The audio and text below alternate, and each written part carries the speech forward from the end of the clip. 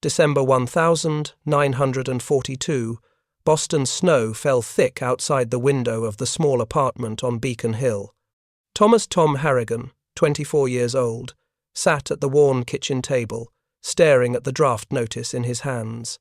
The dim yellow lamplight reflected off the paper, highlighting the bold print, "Volunteer for PT Boat Service, Special Operations." "Are you really going?" His mother's voice trembled from behind him. Mary Harrigan, 52, her hair already streaked with grey, stood in the doorway wearing an apron still damp from dishwater. Tom nodded slowly. "Ma, I have to go. Patrick gave his life at Guadalcanal. I can't sit here in a warehouse while everyone else is fighting." Patrick, Tom's older brother, had been killed in action 3 months earlier with the 1st Marine Division. The news had arrived in a yellow envelope, bringing a pain that could never be mended. Tom still remembered how his mother had collapsed right there in the doorway, the letter falling to the old wooden floor. "I've already lost one son," Mary said, her voice breaking. "I don't want to lose another." Tom stood up and wrapped his arms around her. She was so much shorter than him now, her head barely reaching his shoulder. "I'll come home, Ma. I promise." But they both knew it was a promise no one could be certain of keeping in wartime. 2 weeks later, Tom Harrigan stood on the dock at Melville, Rhode Island. The cold sea wind cut through his coat, carrying the smell of salt and diesel fuel. Before him were wooden boats, 80 feet long with sleek hulls painted grey-green PT boats, patrol torpedo boats. "Listen up, you recruits." The bark of Chief Petty Officer Jake Morrison rang out. Morrison was a veteran from the Philippines campaign, his weathered face marked with scars. "These boats are made of plywood, they got no armor. One lucky shot can blow you to kingdom come, but they're fast, so fast the Japs call them green devils. You volunteered for this, now prove you ain't fools." Tom looked around. There were about 120 young men, most under 25.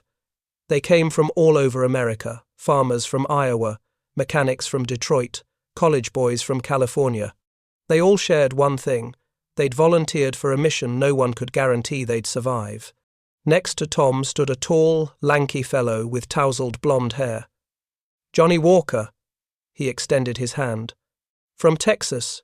Who are you?" "Tom Harrigan, Boston." They shook hands. "What brings you here?" Johnny asked as they followed the group to the barracks. Tom was quiet for a moment.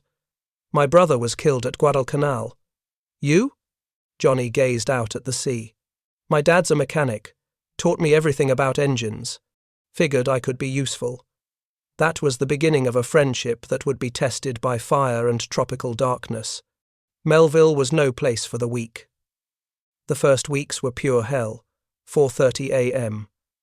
The alarm shattered the darkness. Tom and Johnny bolted from their bunks, threw on life vests, and ran down to the dock in the bone-chilling cold of a New England dawn. "In the water! Swim 3 miles! Move it!" Morrison roared. The ocean water was like ice. Tom jumped in, the temperature shock nearly stopping his breath. Around him, other men thrashed in the water, swimming in formation. Some couldn't take it and climbed into the support boats. They'd be washed out. Tom swam. His muscles screamed. His lungs burned. But he thought about Patrick, about his promise to Ma, and he kept swimming. Johnny swam alongside, his face pale. "I hate cold water." "Keep going." Tom gasped through heavy breaths. After 3 miles, they climbed ashore, shaking uncontrollably. But there was no time to rest. 5-mile run, now. Afternoons were tactical training. They learned to operate the Mark 13 torpedo, the PT boat's primary weapon. Each boat carried 4 torpedoes, each weighing over a ton, the warhead packed with 600 pounds of Torpex explosive. "This torpedo has a range of 6,000 yards at 33 knots, Lieutenant David Kennedy explained. Kennedy was a young officer from Annapolis who'd seen combat at Guadalcanal. "But you'll never fire from that far. You'll get in close, real close, and drop your fish at 500 to 1,000 yards. That's the only way to guarantee a hit." Tom swallowed hard. Sir, at that range, won't we be in their gun sights? Kennedy smiled coldly. Exactly, Harrigan. That's why we need speed. PT boats pack 3 Packard V-12 engines, 4,500 horsepower total. We can hit 45 knots faster than any Jap destroyer. You get in, shoot, and run before they know what hit them. Night came, and they learned the most important lesson. Fighting in darkness. PT boats are night fighters, Morrison said in tactics class. The Japs own the daylight with their Air Force and Navy. But the night belongs to us. You'll learn to see in the dark, to hear enemy engines, to shoot without seeing your target. They drilled endlessly. On those shaking wooden boats, amid waves and wind, they learned to work as one. The helmsman had to keep the boat steady. The gunner had to grip the .50 caliber machine gun tight. The engine man had to keep the motors running, and the torpedo man had to calculate perfectly speed, distance, wind direction, current. One small mistake and the torpedo would miss. One big mistake and everyone would die. In the second month, they began live attack exercises. The target was a retired old destroyer, anchored in the bay. They'd attack at night, under combat conditions. Harrigan, your torpedo man on PT 164, Kennedy announced. Walker, your engineer. Morrison's the quartermaster. I'm in command. That night, they boarded at 2,300 hours. The moon hid behind clouds, the sea black as ink. The 3 Packard engines roared to life, and PT 164 sliced out of the harbour at 30 knots. Tom stood at the torpedo station, hands gripping the rail. His heart hammered. This wasn't training anymore. This was real. Listen, Morrison said beside him. Your ears are your eyes tonight. Tom strained to hear. The PT boat's engines. Waves slapping the hull. Wind whistling past. And something else? A distant rumble, like thunder? Contact! The radar operator's voice crackled. Bearing 340, range 12,000 yards, multiple targets. Kennedy lifted infrared binoculars, peering into darkness. I see them. 4 ships. Looks like 2 destroyers and 2 transports. That's the Tokyo Express. Tom's breath grew heavy. 4 ships, and they had just 3 small PT boats. 162, 166. This is 164. Kennedy spoke into the radio. We split up. 162 attacks from the west, 166 from the east, 164 hits from the south. Targets are the transports. Leave the destroyers for later. Drop fish at 800 yards, then run. Execute, execute, execute. The 3 boats accelerated, splitting in 3 different directions. PT 164 veered right, running at 40 knots. Wind howled, waves crashed. The boat danced across the water like a fish. Tom looked ahead. In the darkness, he began to see large black shapes, enemy vessels. They moved in formation, 2 destroyers flanking, 2 transports in the middle. 7,000 yards. 5,000. 3,000. Suddenly, flares shot up from a destroyer. The sky lit up like daylight. The PT boats were exposed. They've spotted us! Morrison shouted. Immediately, enemy guns opened fire. Red tracer rounds tore through the night. Water exploded around the boat as shells splashed down. Evasive maneuvers. Kennedy spun the wheel wildly. PT 164 zigzagged, dodging streams of fire. Tom clung to the rail, his body thrown side to side. A shell landed 50 feet to starboard, the explosion rocking the boat. 2,000 yards, ready torpedoes, Kennedy yelled.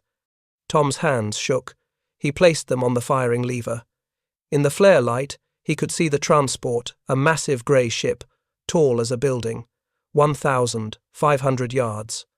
Japanese machine gun fire began raking the boat, the ping-ping-ping of bullets striking the wooden hull. A sailor cried out as one caught his shoulder. 1,000 yards! Fire! Fire! Fire! Kennedy screamed. Tom pulled the lever. The first torpedo left its tube, then the second, third, fourth. 4 white wakes shot from PT-164, racing straight for the transport. Hard port, full speed. PT-164 turned sharply, engines screaming at full power. 45 knots, 50 knots. The boat nearly flew across the water. Shells kept falling. One exploded right behind them, the shock wave lifting the boat high, then slamming it down.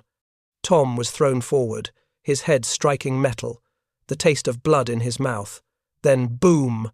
A massive explosion tore through the night. Tom turned to see the transport hit on its starboard side. Fire erupted, followed by a second explosion, then a third. The ship began to list. "Hit!" Johnny yelled from the engine room. "We got her!" But there was no time to celebrate. A Japanese destroyer wheeled to pursue them. Its big guns fired continuously, each shot creating a water column higher than the boat. Into the islands. Now! Kennedy steered toward the Guadalcanal shore, where narrow channels ran between small islands. PT boats could navigate them, but destroyers couldn't. They raced into the tight channel, tree branches whipping overhead. The destroyer stopped outside, fired a few more rounds, then turned away. Silence. Only the chugging of engines and everyone's heavy breathing. "We made it," Tom panted, still trembling. Kennedy checked the boat. "Damage? Miller's got a shoulder wound." "Not serious," Morrison reported. "Few bullet holes in the hull, but above waterline. Engines are good." "Other boats?" The radio crackled. 164. "This is 162. We're okay. Hit one transport. 166 here. We took a shell hit. 2 dead, 3 wounded, returning to base. The air grew heavy. 2 dead. On the very first night." Kennedy lifted the mic. "Roger, 166. Return to base. 162. We continue patrol. There may be more enemy ships." They cruised slowly through the channel, every sense alert, but the rest of the night remained quiet. The Tokyo Express had retreated. When PT-164 docked at 0400, dawn was breaking. Tom stepped ashore, his legs unsteady. The adrenaline had drained away, leaving only exhaustion. Johnny walked beside him, face ashen. Good Lord. That was insane. "Welcome to real war," Morrison clapped their shoulders. "You boys did good. Hit your target first time out, not everyone can say that." But the satisfaction was short-lived. They walked past PT-166, pulling in. 2 bodies lay on deck covered with tarps. Blood still pooled on the deck, dripping into the water. Tom didn't know those 2 men. But they were young, like him. They had families back home, dreams for the future. Now they were gone. "Don't think too hard about it," Morrison said quietly. "Thinking too much will kill you." But how could he not think? How could he not imagine himself lying under that tarp? April, June, 1943. The following months became an unending nightmare. Every night they went to sea. Every night they faced death. PT-164 ran 23 missions over 3 months. They sank 3 transports, damaged 2 destroyers, and survived countless firefights. But luck didn't always hold. PT-159 was sunk when a Japanese torpedo struck her hull. All 12 crew members perished. PT-172 took a shell to the gas tanks and went up like a torch. Only 5 men jumped clear in time. Tom witnessed it all. He watched friends die. He saw boats burn. He saw what war really did to men. But he also saw courage. He saw Johnny Walker dive into a burning engine room to rescue a trapped crewmate. He saw Kennedy steer straight into enemy fire to pick up survivors from another boat. He saw Morrison keep fighting despite a leg wound. And night after night, PT 164 came home, shot full of holes, engines damaged, crew wounded. But she came home, the 15th of June, 1943. Intelligence detected a major convoy moving from Rabaul toward Kolombangara, possibly 6,000 reinforcement troops. If they landed, the Allied assault on New Georgia would be in jeopardy. We have to stop them. Commander Kelly briefed the boat captains. Every operational PT boat goes out tonight. We'll hit them in Blackett Strait. Blackett Strait, the narrow channel between Kolombangara and Gizo, perfect for an ambush. 2,100 hours. 12 PT boats slipped out of Tulagi. PT 164 led Division B with PT 162 and PT 171. No moon that night. The sky was covered in black clouds. Visibility maybe 100 yards. Perfect for PT boats, terrible for large ships. They reached the ambush position at 2,300 hours. Engines cut. Lying silent in the darkness, listening. The air was stifling. Mosquitoes swarmed everywhere. Tom sat at the torpedo station, sweat pouring. His hand rested on the firing lever, waiting. 1 hour passed, 2 hours. Then distant engine sounds. Contact, the radar operator whispered. Multiple targets. Bearing 010. Range 15,000 yards. Kennedy raised binoculars. In the darkness, he could only make out vague black shapes. Count? 8. No. 9 ships. Looks like 4 destroyers, 5 transports. 9 ships. And they had just 12 small PT boats. All boats, this is lead, Kelly spoke into the radio. Divisions A and B attack from the west. Division C from the east. Remember, get in fast. Shoot, get out fast. Don't stay to fight. We need to sink those transports. Roger. The boats began moving, splitting up. PT 164 accelerated slowly, trying not to make too much noise. 10,000 yards. 8,000. 6,000. The Japanese convoy moved in tight formation. 4 destroyers surrounded 5 transports like bodyguards. 4,000 yards. Ready torpedoes. Tom's heart pounded like a jackhammer. 4 torpedoes ready, his hand on the lever. 3,000 yards. Suddenly, a searchlight from a destroyer swept across the water. Spotlights. They'd been detected. All. Boats! Attack! Now! Kelly shouted into the radio. 12 PT boats simultaneously accelerated. Engines roared. The Japanese convoy reacted instantly. Guns from 4 destroyers opened fire. The sky exploded. Dozens of star shells shot up, turning night into day. Red, green, and yellow tracers slashed through the air like hellish fireworks. Evasive! Kennedy yanked the wheel. PT 164 swerved right, dodging a salvo. Water erupted everywhere. A shell exploded 20 feet to port. Another right behind them. The blast shook the boat, and Tom had to grip tight to keep from being thrown. 2,000 yards! They charged into the middle of the enemy formation. To the right, PT 162 fired torpedoes at a transport. To the left, PT 171 was being chased by a destroyer. 1,200 yards. Fire! Tom pulled the lever. 4 torpedoes left their tubes, racing toward the largest transport, a ship big as a mountain before them. Hard starboard. Full. Boom. A shell struck PT 164's starboard side. The explosion tore through the wooden hull. Splinters flew. Fire erupted. Tom was thrown, slamming into a metal wall. Pain ripped through his shoulder. Blood ran from his ear. Sound became muffled, only a dull ringing. He tried to stand. Smoke everywhere. Fire spreading fast. The boat listing to one side. "Abandon ship! Abandon ship!" Kennedy's voice distant, as if from another world. Tom staggered toward the deck, everything spinning. He saw Johnny trying to pull Morrison from the wheelhouse. Morrison wasn't moving, blood streaming from his head. "Johnny!" Tom shouted, but couldn't hear his own voice. Another explosion. The gas tanks, PT 164, became a flaming torch. "Jump! Jump!" Johnny grabbed Tom and pulled him to the rail. They jumped. The water was ice cold.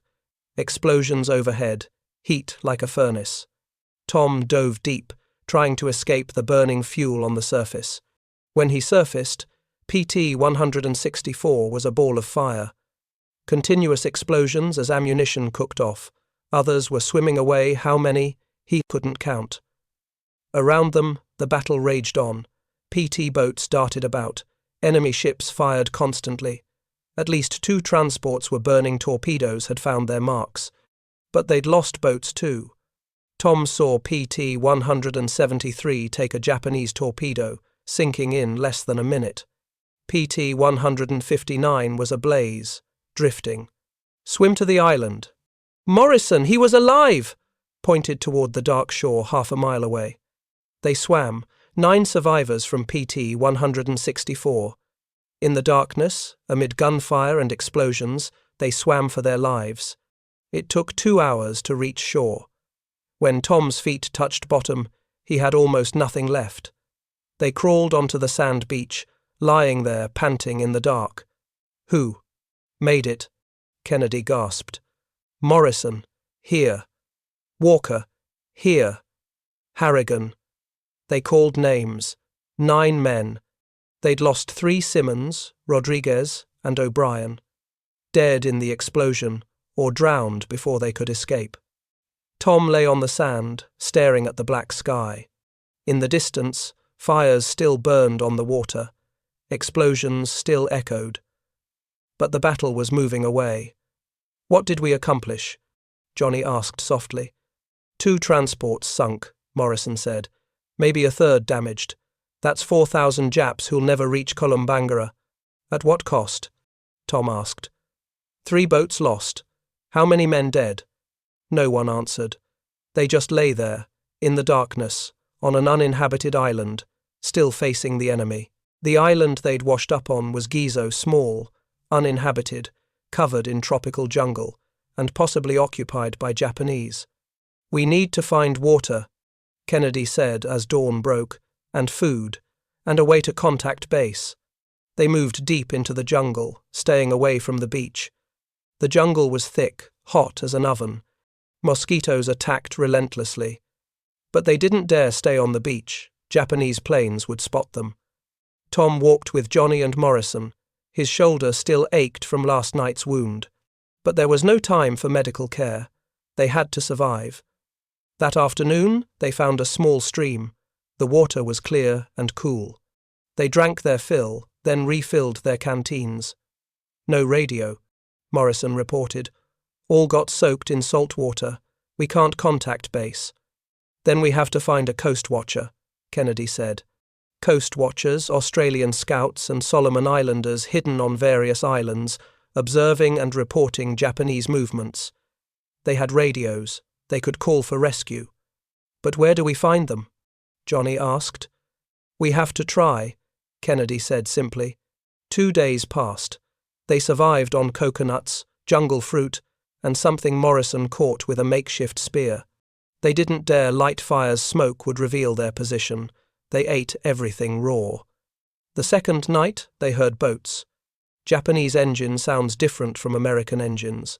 They hid in the brush, watching 3 Japanese patrol boats pass along the shore. Weapons ready, hearts racing.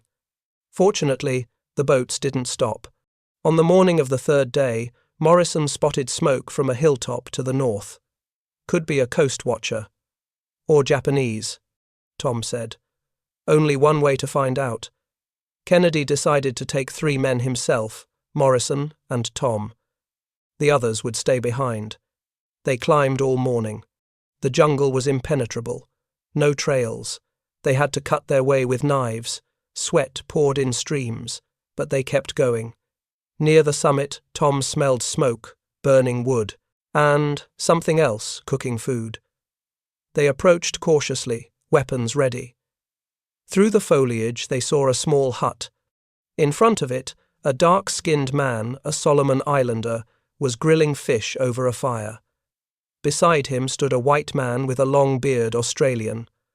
"Coast watchers," Morrison whispered. Kennedy stepped out, hands raised. "Friendly, American Navy." The Australian spun around, rifle in hand. Then, seeing the American uniforms, he lowered his weapon. "Bloody hell.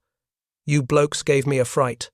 The man's name was Lieutenant Jack Reed, Royal Australian Navy, operating a coast-watching station. The Solomon Islander was Daniel, a local helping him. "You're from the PT boats?"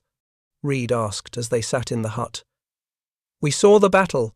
Brilliant show. Got 2 transports, maybe 3. We lost our boat," Kennedy said. 9 survivors. We need rescue." "No worries, mate. I'll radio Tulagi." Reed went to the radio set in the hut and began transmitting. While waiting, Daniel offered them grilled fish and sweet potatoes. Tom ate like he'd never eaten. 3 days of only coconuts and fruit had left him ravenous. "Japs patrol here regular," Daniel said in English with a local accent.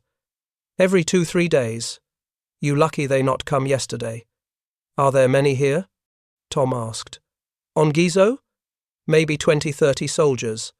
But on Kolombangara many. Maybe 5,000. Tom swallowed hard. 5,000 Japanese troops just a few miles away. If they knew Americans were here. "Got 'em," Reed called out. "Tulagi confirms. They'll send a PBY tomorrow night. Pick up at the beach, south side of island. 0200 hours. They'd be rescued. They'd survive. The next 30 hours crawled by. They stayed hidden in Reed's camp, taking turns on watch. Japanese patrol boats passed twice, but never came ashore. Daniel brought news from his network of islanders. Big Jap ships leave Kolombangara, go north, maybe damaged ships from battle. "We hurt them bad," Morrison said with satisfaction. At midnight, they said goodbye to Reed and Daniel, thanking them for saving their lives. Reed shook each man's hand. "You blokes give 'em hell, for all of us stuck out here." They made their way down to the south beach. The jungle was pitch black, every sound making them jump, but they reached the beach without incident. 0145 hours.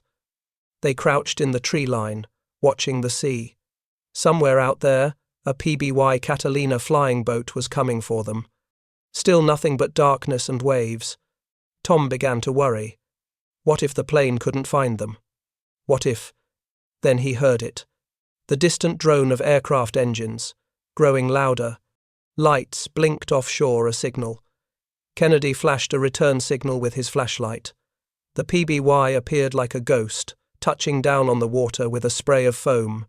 It taxied toward shore, the side hatch opening. "Let's go! Move!" Kennedy urged them into the water. They waded out, swimming the last 50 yards. Hands reached down, pulling them aboard one by one. Tom was hauled up last, collapsing on the metal deck. "Welcome aboard, sailors," the PBY pilot said. "Let's get you boys home." The engines roared. The flying boat picked up speed, lifted off the water, and climbed into the night sky. Tom looked down at Gizo, fading below. They'd survived. Against all odds, they'd made it. July 1943, Tulagi Base PT 164 was gone, but the war continued. After 2 weeks of recovery, Tom, Johnny, Kennedy and the other survivors were assigned to a new boat PT 191, fresh from the States. She was slightly different from 164. Newer radar. Better guns now, they had 40mm Bofors, in addition to the 50 calibers. But she was still plywood and gasoline, still vulnerable, still fast. "This time will be different," Kennedy told his new crew at their first briefing. "We've learned from our mistakes. We know what works and what doesn't. We're going to be smarter, faster, and deadlier." Tom hoped he was right. The nightmares from June 15 still woke him in the middle of the night, the explosion, the fire, the men screaming. But he pushed those thoughts away. He had a job to do. The tactical situation had evolved. The Allies were pushing north through the Solomons. New Georgia had been invaded. Kolombangara was under siege. The Japanese were desperate, sending reinforcement convoys almost nightly. Tokyo Express runs every other night now, Commander Kelly explained at the squadron briefing. They're getting bolder, but also sloppier. Intelligence is getting better too. We're intercepting their radio traffic, breaking their codes. We know when they're coming before they get here. This was a game changer. Instead of blind patrols, PT boats could set up perfect ambushes. Tonight, we have solid intelligence, Kelly continued. A 7-ship convoy will pass through Blackett Strait at 0130 hours, 3 destroyers, 4 transports. They're carrying 5,000 troops and supplies for Kolombangara. Gentlemen, we're going to stop them. 8 PT boats would participate. PT 191, 162, 167, 173, 175, 182, 188, and 194. 32 torpedoes, over 150 men, against a convoy protected by warships that could blow them out of the water with a single salvo. Remember the drill, Kelly said. We hit fast from multiple angles. Confuse them. Keep moving. Fire and run. Our job is to sink those transports. If we do that, 5,000 Japanese soldiers never reach Kolombangara. That's 5,000 fewer enemies our Marines have to fight on the beaches. 2,300 hours. The 8 PT boats departed Tulagi in pairs, taking different routes to the ambush point. PT 191 and PT 162 went together, hugging the coastline of Guadalcanal. The night was dark but clear. Stars filled the sky like diamonds. A gentle breeze from the southeast, perfect conditions. Tom stood at his battle station, checking the 4 Mark 13 torpedoes for the 3rd time. Everything had to be perfect. One mechanical failure and they'd waste a shot, or worse, the torpedo could circle back and hit them. You okay? Johnny asked, emerging from the engine room to get some air. Yeah. Just thinking about last time. Don't, Johnny said firmly. Last time we got surprised. Tonight we're doing the surprising. He was right. This time they had intelligence, a plan, and position. They were the hunters, not the hunted. At 0100, they reached the ambush point, a spot where the strait narrowed to less than 2 miles wide. The 8 PT boats spread out, 4 on each side of the channel, engines idling, waiting. Still quiet. Tom heard it first, a deep, distant thrumming. Engines, big engines. Contact, the radar operator reported. 7 targets, bearing 350, range 18,000 yards, speed 20 knots. This is it. Kennedy picked up the radio mic. All boats, this is 191. Enemy sighted. Stand by. The thrumming grew louder. In the starlight, Tom could now make out dark shapes on the horizon. 7 ships in column formation, 3 destroyers in front, 4 transports behind. 16,000 yards. 14,000. 12,000. Tom's heart rate climbed. His palms were sweaty on the torpedo controls. 10,000 yards. All boats, start your attack runs. Execute in sequence. 191 and 162 first, then 167 and 173, then 175 and 182, finally 188 and 194. Stagger attacks by 1-minute intervals. Let's not all arrive at once. Good hunting. Kennedy turned to his crew. Gentlemen, here we go. Full speed. The 3 Packard engines roared to life. PT 191 leaped forward, slicing through the water at 45 knots. Beside them, PT 162 kept pace.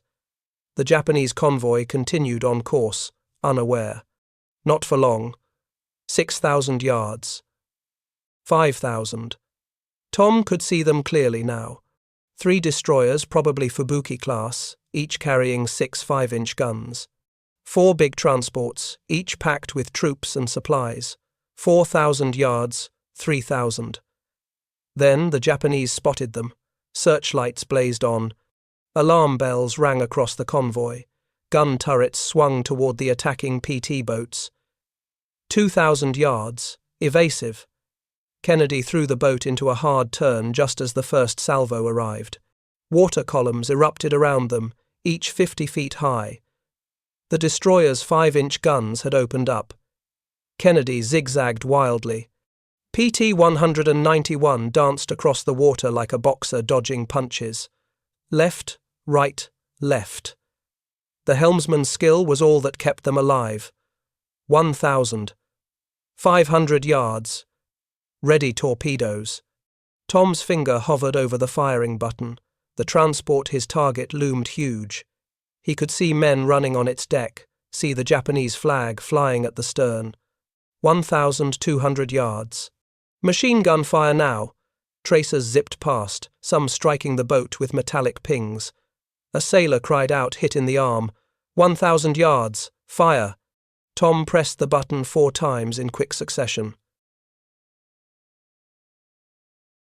4 torpedoes dropped into the water, their motors screaming to life, 4 white wakes racing toward the transport at 33 knots. Hard port, full power, go, go, go. PT-191 wheeled away, engines at maximum. Behind them, PT-162 was making its run, also launching torpedoes. Tom watched their fish race toward the target. The transport tried to turn, but too slow, too late. The first torpedo struck amidships. Boom! A massive explosion, orange flame, black smoke. 5 seconds later, boom! The second hit near the stern. The ship staggered like a wounded animal. 2 hits! Morrison shouted. She's going down! But no time to celebrate. A Japanese destroyer had spotted them and was in pursuit, gun flashes rippling along its sides. Shells fell like rain. One exploded 30 feet astern, another to starboard. The destroyer was finding the range. "Smoke!" Kennedy ordered. Morrison pulled the release. White chemical smoke poured from canisters at the stern, creating a thick cloud that hid them from view. PT-191 weaved through her own smokescreen, the destroyer's guns firing blind now. They broke free and sped away at 50 knots, the destroyer unable to match their speed. Behind them, the battle continued. Tom counted at least 6 more explosions, other PT boats hitting home with their torpedoes. The night lit up with fire. Tracers crisscrossed the darkness. It was beautiful and terrible at the same time. They returned to Tulagi at 0400, exhausted but alive. The other boats trickled in over the next hour. All 8 had survived, though several were shot up. The damage report came in by morning. 2 Japanese transports confirmed sunk, 1 transport heavily damaged, probably sunk. 1 destroyer damaged, estimated 3,500 enemy troops lost. American losses. 0 PT boats sunk. 12 wounded, none seriously. 15 bullet holes and minor shrapnel damage across the squadron. It was a tremendous victory, the kind that proved PT boats could change the course of the war. Commander Kelly addressed the crews that afternoon. "Gentlemen, what you accomplished last night will be studied for years to come. You executed a perfect ambush. You worked together as a team. You proved that small, fast boats can defeat superior forces through cunning and courage. The Marines landing on Kolombangara will face 3,500 fewer Japanese because of you. You saved American lives. Be proud." For the first time since Patrick died, Tom felt like he was truly making a difference. His brother's sacrifice hadn't been in vain, and Tom was carrying on that fight, in his own way, from his small wooden boat in the vast Pacific. August, September, 1943. The missions continued through the summer. Nearly every night, PT-191 went hunting. Some nights they found prey, others they returned empty-handed. But each mission taught them something new. They learned that Japanese destroyers were fast but predictable. They always turned toward attackers, making them vulnerable from the flanks. They learned that transport ships sometimes carried depth charges on deck, which would explode spectacularly when hit by torpedoes. They learned which islands had Japanese radar stations and which ones were blind spots. Most importantly, they learned to trust each other completely. In the darkness, when split-second decisions meant life or death, trust was everything. Johnny Walker became the best engine man in the squadron. He could coax maximum speed from the Packard engines and diagnose problems by sound alone. Twice he kept PT 191 running when by all rights the engines should have quit. Morrison earned the Navy Cross for pulling 2 wounded sailors from a burning PT boat during a firefight. Despite being under direct enemy fire, he dove into the flaming wreckage and brought both men out alive. Kennedy's reputation grew with each mission.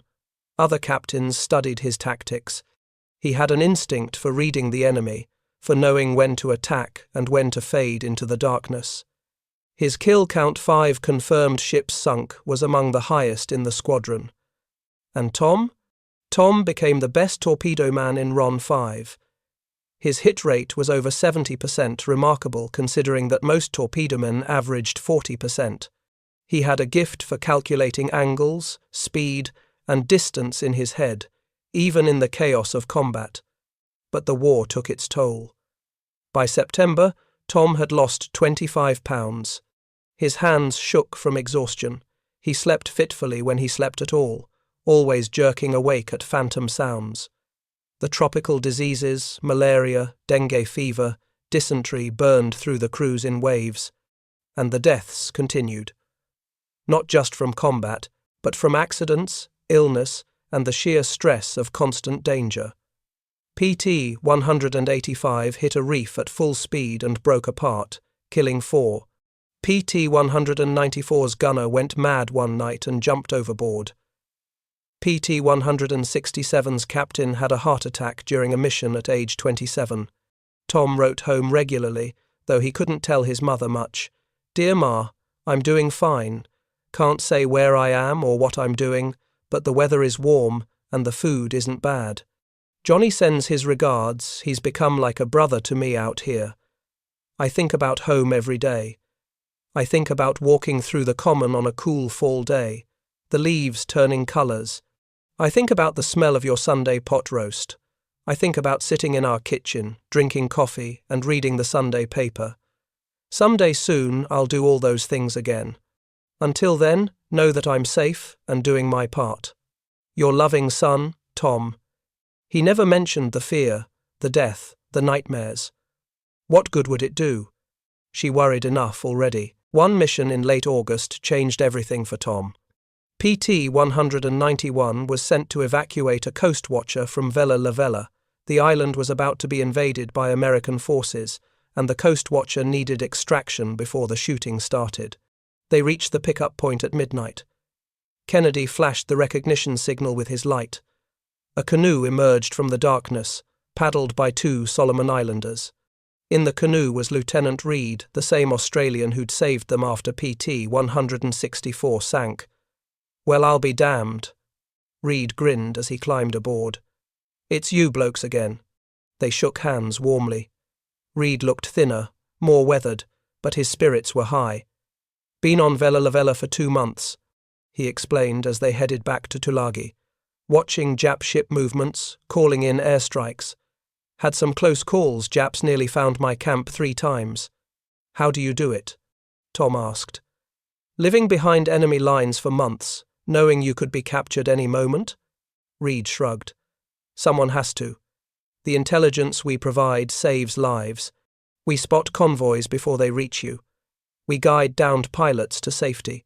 We coordinate with the local islanders who hate the Japanese as much as we do." He looked at Tom seriously. "You PT boat boys are heroes, no doubt. But you should know you couldn't do what you do without us. Every successful ambush you've run started with a Coast Watcher's report. We're your eyes in the darkness." Tom realized Reed was right. The PT boats got the glory, but the Coast Watchers, living in constant danger, isolated, sick with tropical diseases. They were the unsung heroes making it all possible. The islanders are the real heroes, Reed continued. Men like Daniel risk everything to help us. If the Japanese catch them helping Americans, they execute entire villages. But they do it anyway. They guide us, feed us, hide us, carry messages. Without them, the Coast Watching Network wouldn't exist. Why do they help us? Johnny asked. Because the Japanese treated them brutally. Reed's voice hardened. Forced labor, executions, stealing their food and women. The islanders know we're better than that. They're fighting for their freedom too. Tom thought about Daniel, about all the Solomon Islanders who'd helped them without asking for anything in return. They were part of this war just as much as anyone wearing an American uniform. The 20th of September 1943. Intelligence reported the biggest Tokyo Express run yet. 12 ships, 6 destroyers, and 6 transports, carrying 8,000 troops to reinforce Kolombangara. It was a massive effort, possibly the Japanese Navy's last major attempt to hold the Central Solomons. This is it, Commander Kelly told his captains at the evening briefing. If this convoy gets through, they can hold Kolombangara indefinitely. If we stop it, the island falls and we control the Central Solomons. Everything we've done for the past 6 months comes down to tonight. Every operational PT boat in the theatre would participate 19 boats total. They'd set up in 3 groups along the convoy's expected route, creating a gauntlet of torpedoes the Japanese would have to run. This will be the biggest PT boat operation of the war, Kelly said. But make no mistake, 6 Japanese destroyers are more than enough to wipe us out if we're not smart. Stay fast, stay hidden, strike hard, and get out. Don't be heroes. Dead heroes don't sink ships. 2,200 hours. 19 PT boats departed from 3 different bases, converging on Blackett Strait. The night was moonless, humid, with occasional rain squalls, perfect weather for PT boats. PT 191 took position with Group Charlie, the last ambush point. If the convoy survived Groups Able and Baker, Charlie would be the final chance. They waited in silence, engines off, drifting with the current. Minutes crawled by like hours. Tom checked his torpedoes for the 10th time. Everything had to be perfect. At 0045, radio traffic crackled. Group Able engaging. Heavy contact, multiple launches. Distant thunder rolled across the water explosions, miles away. The battle had begun. 10 minutes later, Group Baker engaging. More explosions, closer now. The night sky flickered orange. The convoy was being hammered. Think they'll reach us? Johnny whispered. Maybe, Morrison said. Japs are stubborn. They'll push through if they can. At 0110, they heard it engines. Loud, getting closer. The convoy survivors were heading straight for them. Contact, Kennedy's radar operator called. 4 targets, 3 destroyers and 1 transport. Only 4 ships left from 12. Groups Able and Baker had done devastating work. But the fight wasn't over. All Group Charlie boats, engage at will. Kelly's voice came over the radio. This is our last chance. Kennedy started PT 191's engines. The boat surged forward. In the darkness, Tom could see the other boats of Group Charlie 7 PT boats against 3 Japanese destroyers and 1 transport. The odds were better than usual, but those destroyers were angry. They'd just watched their convoy destroyed. They'd fight like cornered tigers. 5,000 yards. 4,000. The destroyers spotted them. Searchlights blazed. Guns opened fire immediately. They'd been expecting more PT boats. The sea erupted. Dozens of shells splashed down, creating a forest of water columns. Kennedy weaved through them, somehow finding gaps in the curtain of steel. 3,000 yards. 2,500. A shell hit PT 188 off their starboard bow. The boat exploded in a fireball, pieces flying in all directions. No survivors. 2,000 yards, ready. Tom focused on the transport, the primary target. It was hiding behind the destroyers, using them as shields. Smart. 1,500 yards. Machine gun fire from the destroyers. A storm of lead. Bullets ripped through PT-191's hull, shattered the windscreen, punched holes in the deck. A sailor screamed hit in the chest. Kennedy was hit 2 shrapnel in his leg, but he kept the helm, kept the boat moving. 1,200 yards. Fire torpedoes. Tom launched all 4 fish. Beside them, the other PT boats were firing too. A dozen white wakes converged on the transport from 3 different angles. Break off, now. Kennedy yanked the wheel despite his wounded leg. PT-191 turned hard. Behind them, the torpedoes found their mark. Boom! Boom! At least 3 hits. The transport's back broke. It began sinking immediately, men jumping into the water. But the destroyers weren't done. One wheeled toward PT-191, closing fast, guns blazing. "He's on us!" Morrison shouted. Kennedy pushed the engines to maximum. 50 knots. 55. The boat was screaming, spray flying, every plank shaking. The destroyer kept coming. 1,000 yards. 800. 600. They couldn't outrun it. Hard starboard, head for the reefs. Kennedy steered toward the shallow water near shore water, too shallow for a destroyer. They raced for the reef line, the destroyer right behind them, still firing. Shells fell all around. One struck the stern, tearing away part of the deck. Another hit an engine. Suddenly they were down to 2 engines, speed dropping, 400 yards to the reef. 300 yards. The destroyer was 200 yards behind them, still coming. 100 yards. "Hold on!" Kennedy shouted. PT-191 shot over the reef with inches to spare. The destroyer tried to follow and struck the coral with a horrible grinding crash. The ship lurched, impaled on the reef. They'd made it, barely. Dawn found PT-191 limping back to Tulagi on 2 engines. Kennedy was in the bunk, medics working on his leg. The boat had 47 bullet holes and 2 shell hits. 1 sailor was dead, 3 wounded. But they'd sunk the transport. Combined with Groups Abel and Baker, the night's tally was staggering. All 6 transports sunk, 2 destroyers sunk, 3 destroyers damaged, 8,000 Japanese troops lost American losses. 2 PT boats sunk, 18 men killed, 32 wounded. It was the most successful PT boat action in history. The Tokyo Express would never attempt another major run to Kolombangara. The island was now cut off, its garrison doomed. The war in the Central Solomons was effectively over, and PT boats had made the difference. October 1943, Lieutenant David Kennedy received orders transferring him stateside. His wounds needed proper treatment, and he'd completed his combat tour 6 months, 42 missions, 7 confirmed ships sunk, 2 Navy Crosses, 1 Silver Star. On his last night at Tulagi, the squadron threw him a party, warm beer, canned rations, and stories told and retold. "You boys did something special," Kennedy said, standing on a box to address the assembled crews. "When we started, people thought PT boats were just a sideshow. Now the Japs fear us more than they fear battleships. Why? Because we fight smart. We use the darkness.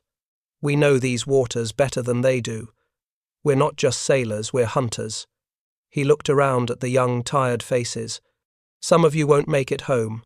That's the truth, and there's no point pretending otherwise. But those who do will know you fought in the finest squadron in the Navy. You'll know you made a difference. Carry that with you." Tom shook Kennedy's hand before he left. "Thank you, sir, for everything." "You've become a fine sailor, Harrigan," Kennedy said. "And a fine man. Your brother would be proud." Those words meant more to Tom than any medal could. PT-191 got a new captain, Lieutenant James Caldwell, 26, from Philadelphia. Good officer, but not Kennedy. Nobody could replace Kennedy. The missions continued. October, November, December. The front lines moved north. Bougainville, Rabaul. The PT boat squadrons moved with them, establishing new bases, hunting new waters. Tom was promoted to petty officer first class. Johnny became chief engineer. Morrison took over as executive officer on PT 191. They'd been fighting for a year now. They'd sunk 9 ships between them. They'd survived 37 combat missions. They'd seen friends die and boats burn. And they were tired. So very tired. Chapter 11. Letters from Home, the 15th of December 1943. A mail delivery arrived, the first in 6 weeks. Letters from home, newspapers, packages. The men crowded around like children at Christmas. Tom received 3 letters from his mother and 1 from his cousin Margaret. He sat on his bunk and read them slowly, savouring every word. His mother wrote about the weather, about neighbours, about the war bond drives and rationing. She wrote about how proud she was, how she prayed for him every night. She wrote about Patrick's grave she visited every Sunday with fresh flowers. But one paragraph caught Tom by surprise. "I've been volunteering at the shipyard, Tom. Me and other mothers whose sons are serving. We help build the ships and planes you boys need. It's hard work. I come home every day with blisters and aching muscles. But it makes me feel like I'm doing something, like I'm helping keep you safe. When I'm riveting a hull plate, I think, maybe my Tom will sail on this ship someday. It gives me comfort." Tom's eyes stung. His mother, 52 years old, who'd never worked outside the home, was in a shipyard building warships. Everyone was fighting this war in their own way. He read Margaret's letter next. She was a nurse at a military hospital in Virginia. "Dear Tommy, we're seeing a lot of boys from the Pacific coming through. Some have malaria. Some have wounds. Some just have that look, the 1,000-yard stare, they call it. The doctors say it's combat fatigue. I try to give them hope, tell them they're heroes. But between you and me, Tommy, I worry about you. This war is changing you boys. Make sure you come home with your soul intact, not just your body. Stay safe, cousin." Margaret combat fatigue. Tom knew what that was. He saw it in the mirror every morning, the hollow eyes, the nervous hands, the way loud noises made him flinch. He saw it in his crewmates too. They all had it. They just didn't talk about it. Chapter 12. The Final Mission. The 7th of January 1944, Tom's orders came through. He was being rotated home after 14 months in theatre. Johnny got his orders too, they'd go back together. Morrison would stay, for another tour he'd volunteered. "Someone's got to teach the new boys," he said with a grin. Their last mission was supposed to be routine. A patrol off Bougainville, watching for any Japanese ships trying to evacuate troops from Rabaul. Intelligence said activity was unlikely. The Japanese were in full retreat now. PT 191 departed at 2000 hours with PT 204. Easy night, everyone thought. Just put in the hours and get home safe. At 2330, they spotted something. A large ship, moving slowly. No escort. Through binoculars, it looked like a transport, possibly damaged. "Could be a juicy target," Caldwell said. "Or could be a trap." "We should check it out," Tom said. "One last score." They approached cautiously. The ship wasn't maneuvering, just limping along at maybe 8 knots. Something was definitely wrong with it. At 2,000 yards, they could see it clearly, a big transport, definitely Japanese, listing slightly to port. "No destroyers in sight," the radar operator reported. "She's alone." "All right," Caldwell decided. "We'll make one attack run. Quick and clean. Tom, ready your fish." "Aye, sir." They accelerated to attack speed. PT 204 would stand back and cover them. 1,500 yards. 1,200 yards. Tom had his hand on the firing button.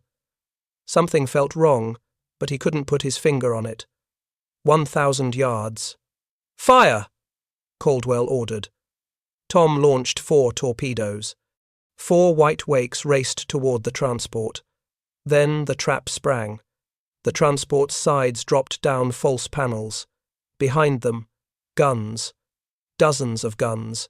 The ship was a Q ship, a disguised warship pretending to be a crippled transport. Every gun opened fire at once. Tracers, shells, machine gun fire, a solid wall of steel. "Break off! Break off!" Caldwell screamed. But it was too late. They were in the kill zone. A shell hit the bow, blowing it apart. Another struck amidships. The engines exploded. PT-191 was dying. Abandon ship. Tom jumped just as the gas tanks went up.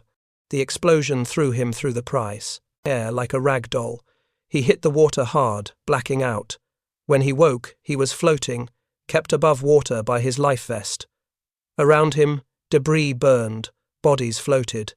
PT-191 was gone, just a oil slick and scattered wreckage. "Johnny!" he shouted. "Morrison! Anyone!" "Here." A weak voice. Johnny, 20 yards away, bleeding from a head wound. Tom swam to him. "You okay?" "Think so." "Where's the boat?" "Gone." They found Morrison clinging to a floating hatch cover. He'd been thrown clear, broken ribs but alive. Caldwell was dead. 3 other sailors dead, the rest missing. PT-204 picked them up 20 minutes later. As they pulled Tom aboard, he looked back at where PT-191 had been. She'd carried him through 40 missions. She'd brought him home 40 times. And on the 41st, she'd died so he could live. Epilogue. Coming home, the 3rd of February 1944, San Francisco. The transport ship docked at dawn. Tom stood at the rail with Johnny, watching America emerge from the mist. The Golden Gate Bridge, the city, home. They'd been at sea for 3 weeks. Time to decompress, to process, to try to become civilians again. It hadn't worked. Tom still jerked awake at night, still flinched at sudden noises, still saw PT-191 exploding every time he closed his eyes. "You think we'll ever be normal again?" Johnny asked. Tom said honestly, "But we're alive. That's something." They walked down the gangplank into a different world, a world where people smiled, where car horns honked instead of guns firing, where the biggest worry was grocery rationing, not whether you'd survive the night. Tom called his mother from the base. She sobbed on the phone, unable to speak for a full minute. When she finally found words, she said, "Come home, Tommy. Just come home." He took a train across the country 3 days, watching America roll past the window.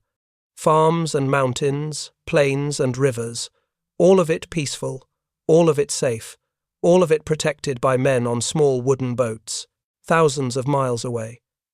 The 7th of February 1944. Boston snow was falling when Tom stepped off the train at South Station. Standing on the platform in her best coat was his mother, looking smaller and older than he remembered. They embraced without words. What could be said? He was home. He'd survived. That was enough. That night, sitting in their kitchen over coffee and his mother's pot roast, Tom told her some of it. Not the worst parts she didn't need to know about the men burning, the screaming, the constant fear. But he told her about the missions, about the courage of his crewmates, about how they'd fought and won. "Your brother would be proud," Mary said, tears in her eyes. "You both served with honor." Tom thought about Patrick, about Kennedy, about Caldwell, about all the men who hadn't made it home. "I just did my job, Ma. That's all any of us did."